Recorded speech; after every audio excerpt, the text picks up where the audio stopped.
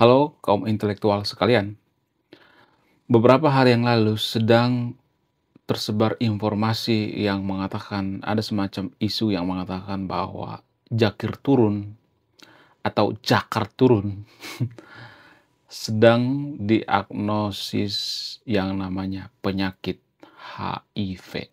Wow, gila banget. Kok bisa seorang pemuka agama yang sangat kondang mengidap yang namanya, kalau misalnya ini terjadi ya, mengidap yang namanya HIV. Kenapa bisa seperti itu? Tapi disclaimer on ya, ini masih isu ya, bukan fakta yang sebenarnya. Dan ini juga tidak diberitakan di berita Konoha. Berita ini diberitakan di berita Malaysia. Nah, yang jadi pertanyaan, benarkah Jakar turun ini mengidap penyakit yang namanya HIV? Kenapa dia ya, kalau misalnya benar ya, kenapa dia terinfeksi yang namanya penyakit HIV? Bukankah pemuka agama itu bersih dari segala macam godaan? Bukankah pemuka agama itu bisa menahan diri? Bukankah pemuka agama itu nggak boleh bertukar-tukar pasangan gitu? Bukankah pemuka agama itu nggak boleh mikirin selangkangan dan lain sebagainya? Ya kan? Kemudian ya kalau saya perhatikan ya, nggak semuanya tapi ya, kalau saya perhatikan, pemuka agama, pemimpin spiritual, ya, pemimpin perang, panglima perang dan lain sebagainya ya. Kalau saya perhatikan itu, mereka punya akses yang tidak terbatas terhadap hal-hal seperti ini ya, terhadap loyalitas untuk mencari pasangan. Itu kalau saya perhatikan ya. Mulai dari zaman dulu sampai zaman sekarang. Kita ambil contohnya seperti Genghis Khan. Jadi saya ibaratkan dengan Genghis Khan ya. Genghis Khan itu kan sebenarnya pemimpin spiritual juga, pemimpin agama juga. Dia tidak hanya pemimpin perang guys, tapi pemimpin spiritual juga. Nah yang jadi pertanyaan, apa persamaan Genghis Khan dengan Zulkarnain ini? Apakah mereka ini sama atau tidak? Dalam hal apa? Dalam hal dunia esek-esek? Menarik untuk kita bahas.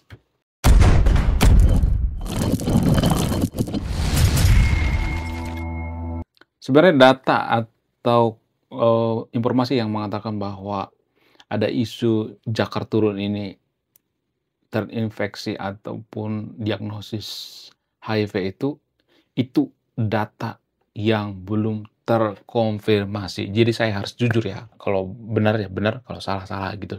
Ya, bukan karena misalnya nih yang nonton channel ini banyak yang mohon maaf ya, haters daripada Jakar turun ya, saya mengikuti kemauan daripada subscriber ini, saya tidak mengikuti itu ya. Saya tidak mengikuti subscriber channel ini ya.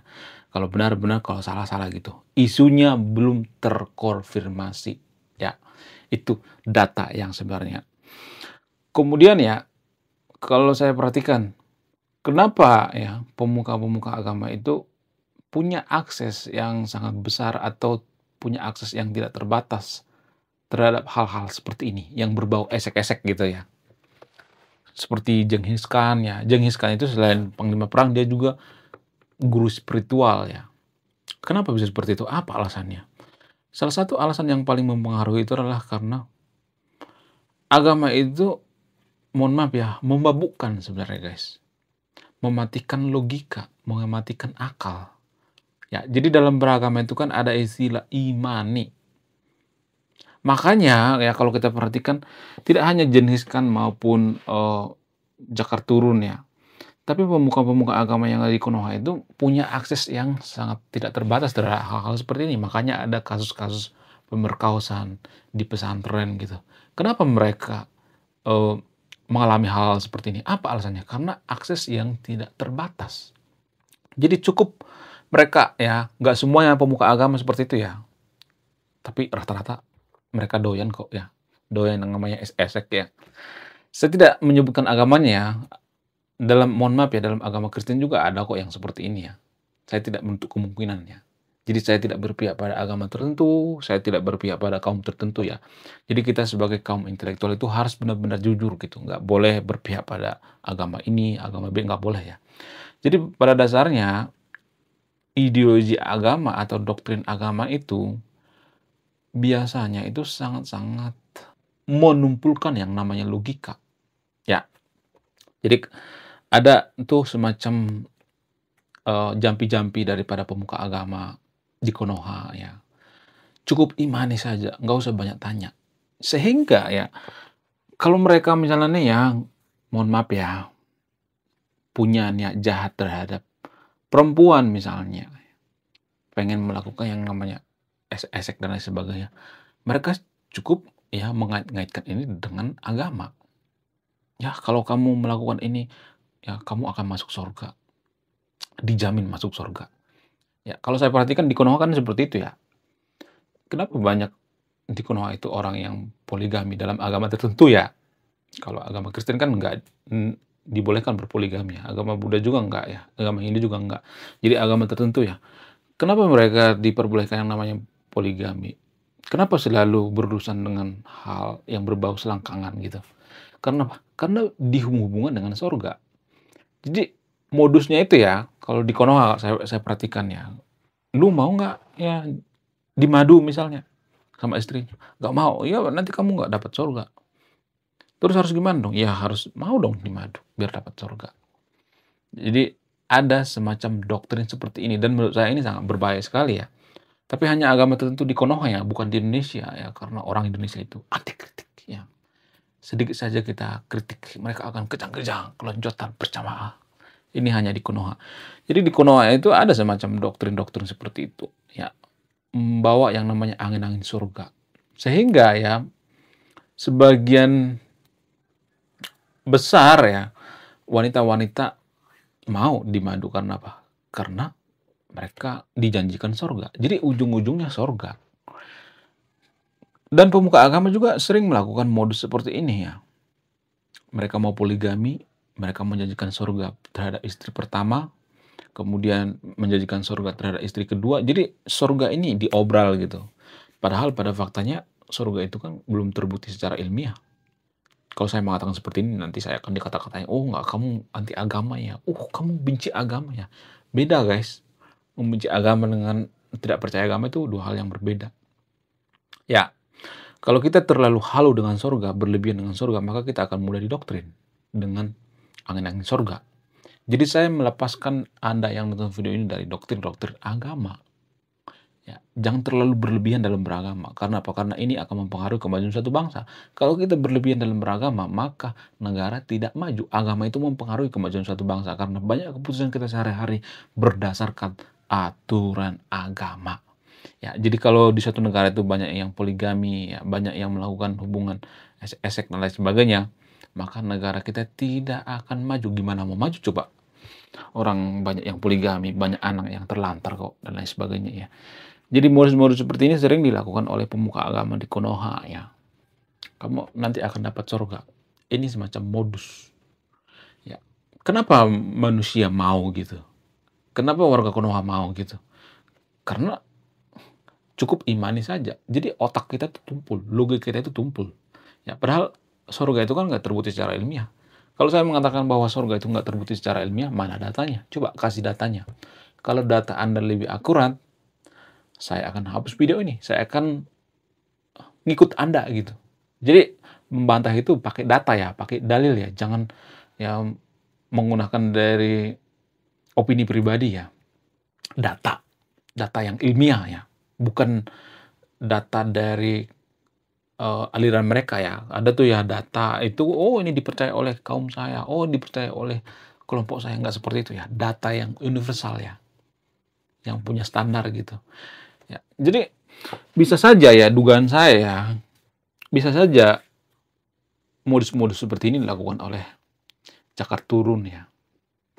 Kenapa? Kok bisa? Apa alasannya? Ya, lagi-lagi ketika manusia itu didoktrin, ya, ketika manusia itu didogma, maka otaknya tumpul, lalu bisa aja melakukan yang namanya hubungan esek ya kan. Dan anehnya lagi ya, saya akan bongkar faktanya di sini ya.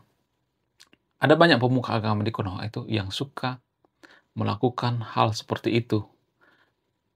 Ya, tapi dilihat oleh pasangannya sendiri. Ada banyak seperti itu. Saya akan buka datanya di sini ya, buka faktanya. Ya, supaya mata kita melek gitu. Ada pemuka agama di Konoha yang suka melakukan seperti itu, ya. Tukar pasangan ya, lebih ini ya, lebih bahasa kerennya ya. Ada banyak seperti itu kok. Ya. Cuman tidak familiar ya, dan biasanya dirahasiakan ya, hal-hal seperti ini dirahasiakan. Ada banyak pemuka agama seperti itu ya. Makanya kalau ada pemuka agama yang ya terindikasi dengan HIV, ya saya tidak mengatakan jakar turun seperti ini ya. Kalau ada pemuka agama seperti ini biasanya akan disembunyikan, ini kan aib, ditutupi biasanya. Tapi banyak kok ya pemuka agama di Konoha seperti itu kok. Ya, bahkan mereka melakukan berempat, guys. Bukan bertiga lagi tapi berempat. Bukan sembunyi-sembunyi lagi gitu berdua gitu, enggak. Tapi biasanya ada yang melakukan seperti ini berempat. Karena apa? Karena iming-iming sorga.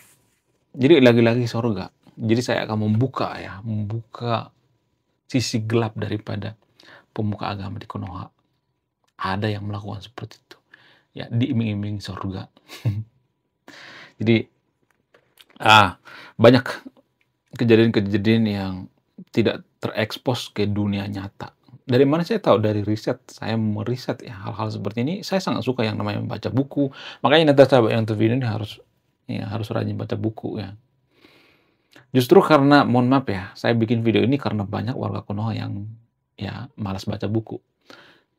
Karena saya baca buku, saya nyari pelampiasan buat cerita sama orang lain, nggak mungkin semua orang itu diajak nyambung ya kalau diajak ngobrol ya. Maka saya bikin video ini. Ya, jadi mohon maaf ya, sebenarnya saya bikin video ini ya pelampiasan gitu, pelampiasan yang ada di pikiran saya gitu, biar nggak sumpek di pikiran saya. Saya punya teman bercerita yang nonton video ini ya. Jadi komentar-komentar Anda itu sebenarnya semua saya baca, guys. Semua komentar-komentar yang ada di video ini semua saya baca ya. Baik komentar positif maupun negatif. Tapi mudah-mudahan ya komentarnya komentar positif ya. Sejauh ini saya melihatnya komentar-komentar channel ini adalah komentar yang sangat positif ya. Kemudian bagaimana dengan Genghis Khan? Jadi menurut data, keturunan daripada Genghis Khan di dunia itu kurang lebih 20-50 juta orang. Bayangkan.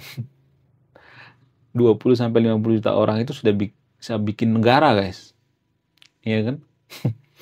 Kenapa bisa seperti itu? Ya karena Genghis Khan, ya konon katanya mendoktrin. Di masa lalu itu wanita-wanita didoktrin, ya kalau saya menggauli kamu akan masuk surga.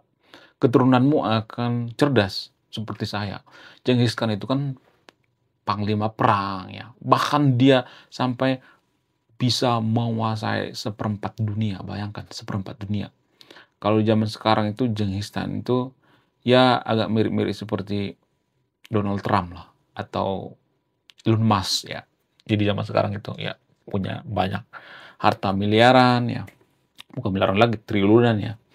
Kemudian punya akses yang tidak terbatas sehingga ya dia disukai oleh perempuan ya. Dia tidak memaksa sebenarnya. Ini kalau misalnya dia perang nih ke suatu daerah, dia menaklukkan suatu daerah, maka wanita-wanita di sana itu secara sukarela digauli oleh Genghis Khan. Itu pada faktanya.